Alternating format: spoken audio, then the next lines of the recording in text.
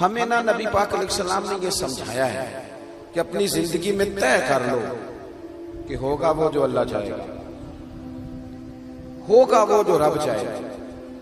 ہم نا بہت زیادہ پریشان۔ مجھے ایک بات بتائیں، آپ اتنے سارے لوگوں کو آج کل کالا جادو ہے، اتنے سارے لوگوں سے فلانا جلتا ہے، اتنے سارے لوگ ہیں جن سے محلے والے حسد کرتے ہیں، اتنے سارے لوگ ہیں جو کہتے ہیں جی بس رشتہ دار لے گئے، اور خواتین میں تو یہ مسئلہ اللہ ماشاءاللہ بہت ہی زیادہ ہے۔ وہ کہتی ہیں فلانی نے جادو کر دیا تو تباہی ہو گئی۔ میں کئی دفعہ سوچتا ہوں کہ یہ بتائیں یہ ہو سکتا صحیح ہے؟ میری طرف دیکھو، یہ ہو سکتا ہے رزق میرے حصے کا ہو چلا پڑوسیوں کے گھر جائے؟ ہوتا ہے ایسا؟ یہ کس طرح کی بات ہم کرتے ہیں؟ جادو کے اثرات ہوتے ہیں، لیکن اتنا زیادہ اپنے آپ کو کمزور کر بیٹھنا، ہر وقت سانپوں سے ڈرنے والا رسیوں سے بھی ڈرنے لگ جائے، کچی اور کمزور باتیں کرنا، اور کئی دفعہ ایسے غلط رستے اختیار کرنا جو بالکل مسلمان کو زیبا نہیں۔ یہ حدیث پاک دل کی تختی پہ لکھ لینا۔ حضرت عبداللہ ابن عباس رضی اللہ تعالیٰ عنہ فرماتے ہیں میرے رسول پاک علیہ السلام نے مجھے دو باتیں ارشاد فرمائی اور فرمایا عبداللہ ان کو تھام لینا، زندگی تمہاری مضبوط ہو جائے گی۔ یہ دیکھو یہ چیزیں سکون والی ہیں۔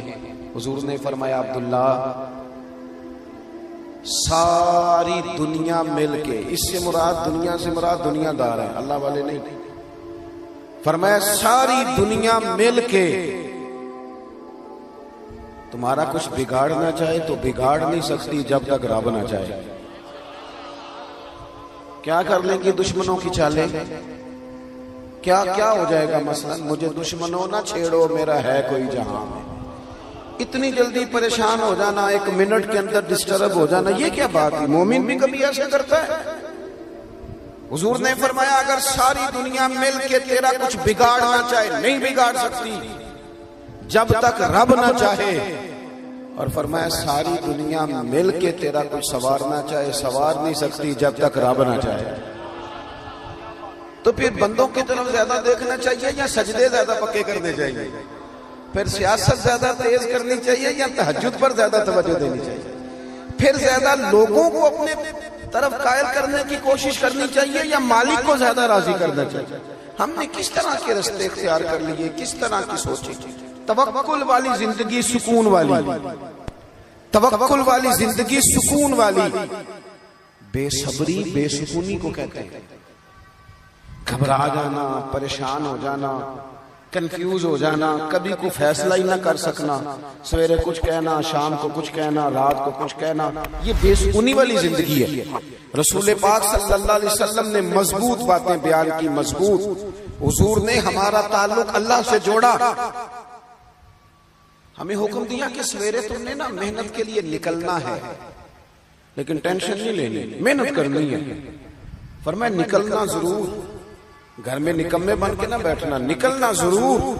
فرمایا تم سویرے نکل جانا، رب تمہیں اسی طرح روزی دے گا جس طرح وہ پرندوں کو عطا کر دیتا ہے۔ شارحین حدیث کہتے ہیں پرندے کو جب وہ سویرے نکلتا ہے تو اس نے کون سی فیکٹری میں جانا ہوتا ہے اسے پتا ہوتا ہے، کس دفتر میں بیٹھنا پتا ہوتا ہے، وہ نکلتا ہے نا رب پہ بھروسہ کر کے، نہ فیکٹری کا پتہ، نہ کاروبار کا پتہ، نہ دفتر کا پتہ، نہ ملازمت کا پتہ، نکلا تو ہے نا۔ اٹھ باندھ کمر کیوں ڈرتا ہے، پھر دیکھ خدا کیا کرتا ہے۔ اقبال اپنے بیٹے سے کہنے لگے دیار عشق میں اپنا مقام پیدا کر، تو نیا زمانہ نئے صبح و شام پیدا کر، رویا نہ کر، تڑپا نہ کر، ادھار نہ پکڑا کر، امیروں کی طرف دیکھ کے منہ نہ تیرے میں پانی نہ آئے، بڑی گاڑیاں دیکھ کے للچایا نہ کر۔ اقبال کہنے لگے میرا طریق امیری نہیں فقیری ہے، خود ہی نہ بیچ غریبی میں نام پیدا کر، خود ہی نہ بیچ غریبی میں نام پیدا کر۔ اپنی زندگی اللہ سے جوڑے اور رب کا نام لے کے آپ میدانوں میں نکلے۔ اس سے بڑا بھی کوئی طاقتور ہوگا جس کا مددگار اللہ ہو، جس کے مددگار رسول پاک ہو، اس سے بڑا بھی کوئی طاقتور ہوگا۔ ہم کچی کمزور باتیں کرتے ہیں۔ مجھے ایک بابا جی ملے کچھ عرصہ پہلے، تو مزہ آ گیا ان کی بات کا۔ ان سے میں نے کہا کہ ماشاءاللہ آپ کے 4-5 بچے ہیں۔ وہ بعض بزرگوں کو میں نے دیکھا ہے وہ پریشان ہو جاتے ہیں، بچہ بات نہیں مانتا، میں تو روگی ہو گیا ہوں، دکھی، رو پڑتے ہیں بات سناتے ہیں۔ ایک بزرگ مجھے ملے دیسی سے سادے سے، میں کہا بابا جی خیر ہے بال بچے دی سناؤ, کچھ تابے داری کرتے نے, میرے علاقے کے تھے پرانے جاننے والے, اور موٹی سی بات کی, کہنے لگے پترا میں نہ کدی بندیاں دی ٹینشن نہیں لئی, تابے داری کرن گے تے اللہ اجر دے گا, نہ کرن گے تے جو ساڑے نال کرن گے ادوں بعد پا لین گے.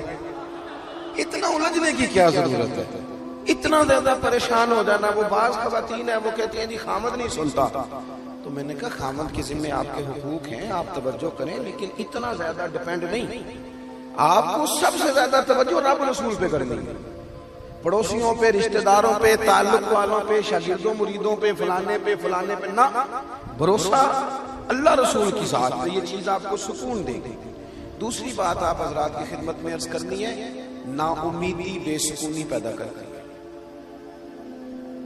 نا امیدی, اور جن لوگوں کا رب کی رحمت پر پورا بھروسہ ہونا وہ بے سکون نہیں ہوتے. قرآن مجید میں آیت ہے نا, الا بذکر اللہ تطمئن القلوب, خبردار ہو جاؤ اللہ کی یاد میں دلوں کا سکون ہے. تو حضرت صدر الافاضل رحمۃ اللہ علیہ صاحب تفسیر خزائن العرفان فرماتے ہیں اس کا معنی کیا ہے؟ فرماتے ہیں اس کا معنی یہ ہے کہ ہر وقت اپنے رب کی رحمت کی یاد میں رہو. ہر وقت یہ کچی کچی باتیں کرنا, وہ کہنا جناب اتنا عرصہ ہو گیا کام ہی نہیں چلتا, یہ چیز آپ کو ڈسٹرب کرے گی, آپ پریشان ہو جائیں گے. اور میں حضرت صاحب جس کام کو ہاتھ لگاتا ہوں پیچھے ہی جاتا ہوں, تو یہ چیز آپ کو کمزور کر دے گی, بے چین کر دے گی. آپ یہ کہیں کہ میں محنت کرتا رہوں گا, انشاءاللہ میرا رب مجھے کامیابیاں عطا فرمائے گا. ہر وقت اگر کمزور باتیں, ایک بندہ بیمار ہے, وہ ہمارے یہاں کچھ لوگ تیمارداری بھی کرنے جاتے ہیں تو وہ ذرا ڈبل بیمار کر آتے ہیں. ایک تو وہ جاتے ہی سب سے پہلے کہتے ہیں اوہو تسی تو بڑے کمزور ہو گئے, چلیں وہ بیچارہ پہلے ہی بیمار تھا اور حال خراب کر دیا. پھر دوسرا جو بھی تیمارداری کرنے جاتا ہے, ناراض تو نہیں ہو جائیں گے آپ لوگ؟ چلو میں ویسے بھی کدوں تہاڈی پہ گل کرنا, میں تے ہورے کی دی پہ کرنا. کچھ لوگ جاتے ہیں نا تیمارداری کرنے تو ایک نسخہ بھی ساتھ لے کے جاتے ہیں زبردستی, کہتے ہیں میں کھاتا سی مینوں آرام آیا سی تم ہی کھا, اور کچھ تو بنا کے لے آتے ہیں. اور کئی تو ایسے ہوتے کہتے ہیں لاؤ پانی کے گلاس, ایک خوراک کھاؤ میرے سامنے. او بھائی آپ مہربانی کریں, آپ جب تک کسی شعبے کے اندر مہارت نہیں رکھتے اتنی دیر تک آپ اس طرح کے کام نہ کریں.